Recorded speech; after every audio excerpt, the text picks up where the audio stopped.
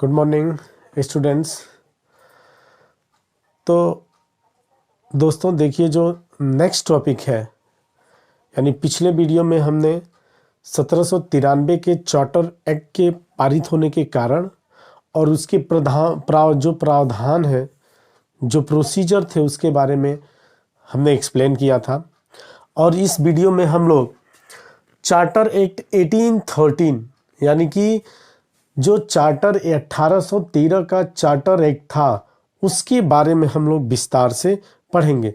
यानी कि 1813 के चार्टर एक्ट के पारित होने के कारण क्या थे और कारण के साथ साथ इस चार्टर एक्ट के प्रावधान क्या थे, और साथ ही चार्टर एक्ट का मूल्यांकन भी किया जाएगा। तो आइए देखते हैं।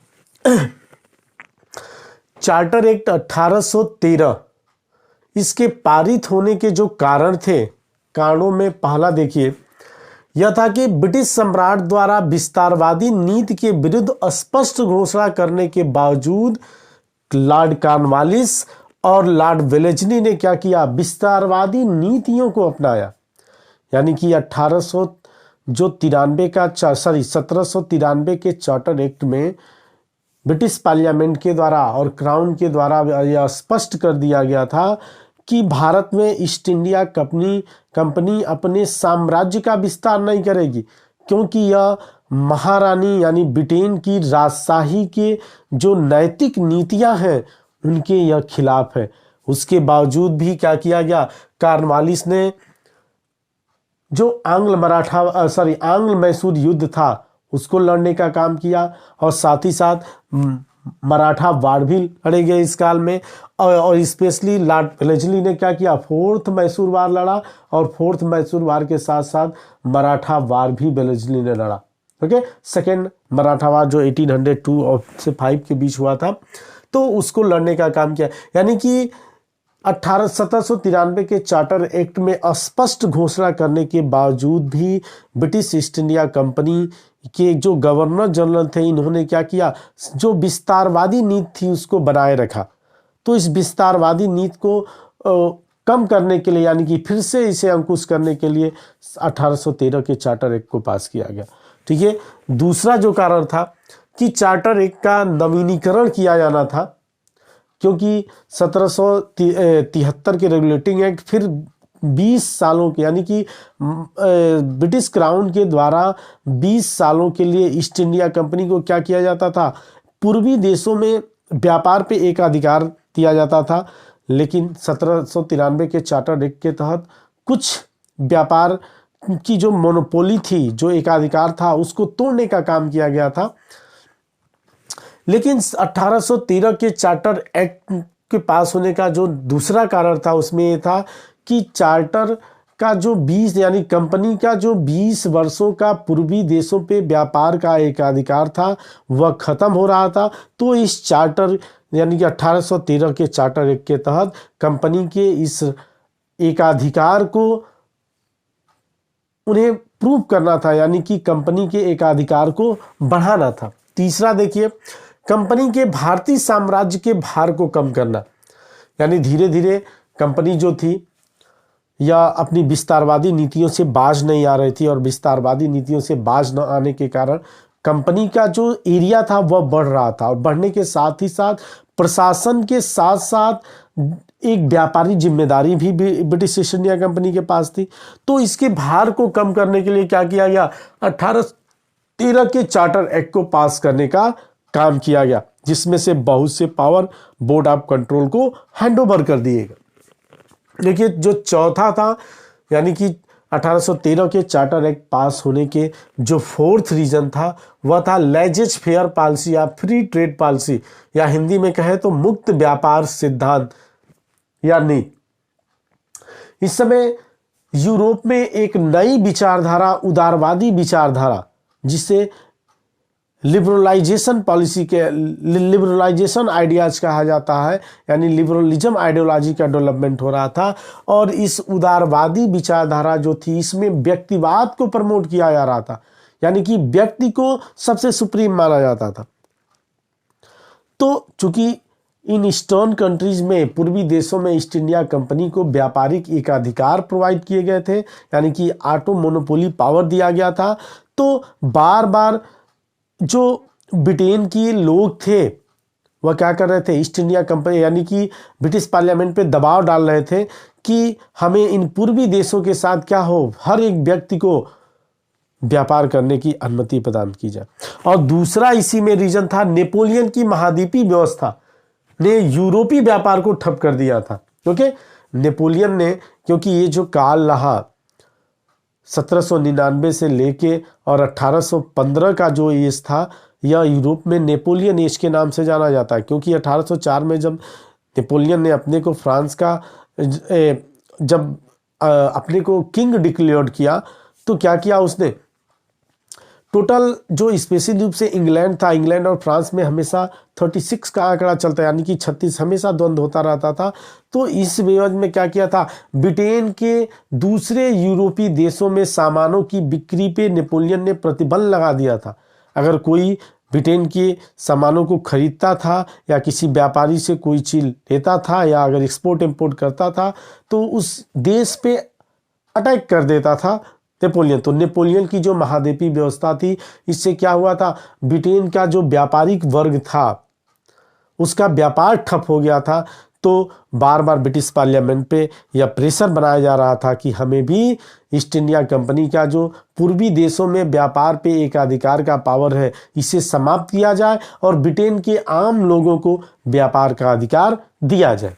ओके, अब देखिए जो पांचवा था, जो फिफ्थ कंडीशन था, वह था कि कंपनी की आर्थिक स्थिति का खोखलापन होना और कंपनी का ऋण दोगुना होना।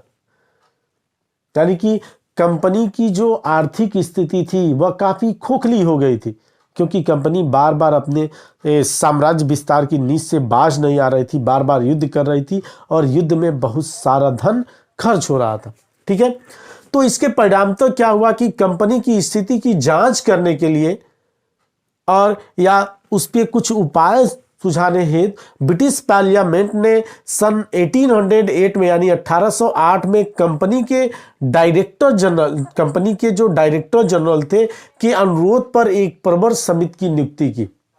ठीक है, जो कंपनी के डायरेक्टर जनरल थे उनके अनुरोध पे क्या किया, उसने एक प्रवर समिति की नियुक्ति की। इस समिति ने कंपनी की आर्थिक नीति और कार्यों के प्रति असंतोष व्यक्त किया। यानी कि ब्रिटिश पार्लियामेंट ने जिस प्रवर समिति की नियुक्ति की थी, उस समिति ने क्या किया, कहा कि ईस्ट इंडिया कंपनी के जो आर्थिक और यानी कि आर्थिक नीति जो है और जो आर्थिक कार्य है वह सही नहीं है। ईस्ट इंडिया कंपनी क्या कर रही है, ज्यादा घालमेल का काम कर रही है। तो उसके आर्थिक कार्यों के प्रति असंतोष व्यक्त किया इस प्रवर समिति ने। और समिति की जो अंतिम रिपोर्ट आई वह 1812 ईस्वी में आई। ठीक है, यानी कि 1812 ईस्वी में जब समिति की रिपोर्ट आई तो उसके 1 ईयर या 1 साल बाद 1813 के चार्टर एक्ट को पास कर दिया गया। ओके, तो 1812 में प्रकाशित हुई, जिसके आधार पर ब्रिटिश संसद ने क्या किया, एक 13 सूत्री प्रस्ताव तैयार किया जिसे 1813 के चार्टर एक्ट के नाम से जाना जाता है। ठीक है, अब इस 1813 के चार्टर एक्ट में प्रावधान क्या थे, इसके प्रोविजन क्या थे, तो आइए देखते हैं। फर्स्ट है, देखिए 1813 के चार्टर एक्ट के प्रोविजन, यानी कि प्रोविजन ऑफ 1813 चार्टर एक्ट। तो फर्स्ट देखिए, व्यापारिक कार्यों को अगले 20 वर्षों के लिए बढ़ा दिया गया। पहला एक काम किया गया कि कंपनी के जो व्यापारिक अधिकार थे उस व्यापारिक अधिकार को एक किया गया कि अगले 20 सालों के लिए बढ़ा दिया गया। ओके, यानी अब 1833 तक कर दिया गया।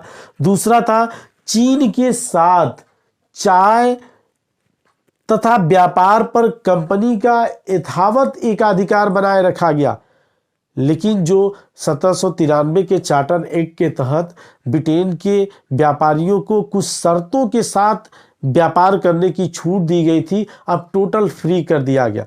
यानी कि भारत पे ब्रिटिश ईस्ट इंडिया कंपनी का जो व्यापारिक एकाधिकार था उसे समाप्त कर दिया गया। सिर्फ चीन के साथ चाय और दूसरे व्यापारिक वस्तुओं पे यानी अफीम पे व्यापार को बनाए रखा गया। तीसरा देखिए, ब्रिटिश व्यापारियों को भारत में सामान्य व्यापार की स्वतंत्रता दी गई। इसके लिए उन्हें कोर्ट ऑफ डायरेक्टर्स से लाइसेंस प्राप्त करना अनिवार्य था। ठीक है, यानी कि ब्रिटेन के जो व्यापारी थे उन्हें क्या किया, भारत से सामान्य व्यापार करने की स्वतंत्रता दी गई। और इसी के साथ साथ कहा गया अगर आप व्यापार करना चाहते हैं तो आप सबसे पहले कोर्ट ऑफ डायरेक्टर्स से लाइसेंस लीजिए। अगर इस कंडीशन में भी क्या होता है, अगर कोर्ट ऑफ डायरेक्टर्स आपको लाइसेंस प्रोवाइड नहीं करता है, कोर्ट ऑफ डायरेक्टर्स अगर आपको लाइसेंस नहीं देती है, तो इसमें अंतिम निर्णय बोर्ड ऑफ कंट्रोल का होगा।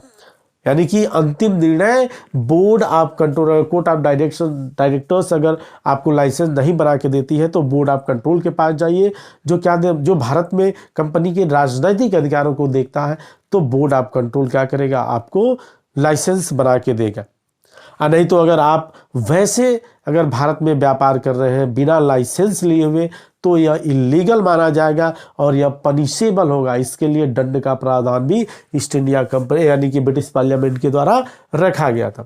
देखिए चौथा है कि कंपनी द्वारा अर्जित भारतीय प्रदेशों से प्राप्त राजस्व को कंपनी के पास ही रहने दिया गया।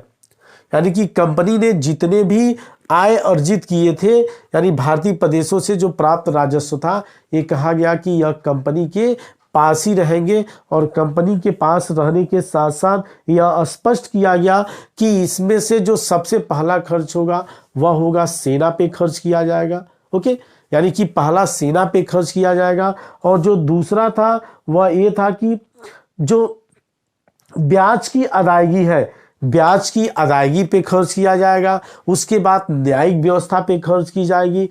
फिर न्यायिक व्यवस्था के बाद व्यापारिक जो फर्म होंगे, जो व्यापारिक कार्य होंगे, उस पे क्या करेंगे, इस जो इनकम होगी इसको खर्च करने का काम किया जाएगा।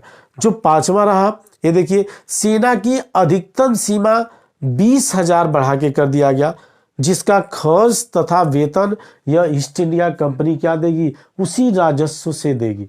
और अगर ईस्ट इंडिया कंपनी को कभी इमरजेंसी काल में और सेना की जरूरत हुई तो ब्रिटिश सम्राट 20,000 सैनिक यानी 20,000 सोल्जर्स क्या करेगा, कंपनी के खर्च पे भारत भेजने का काम करेगा।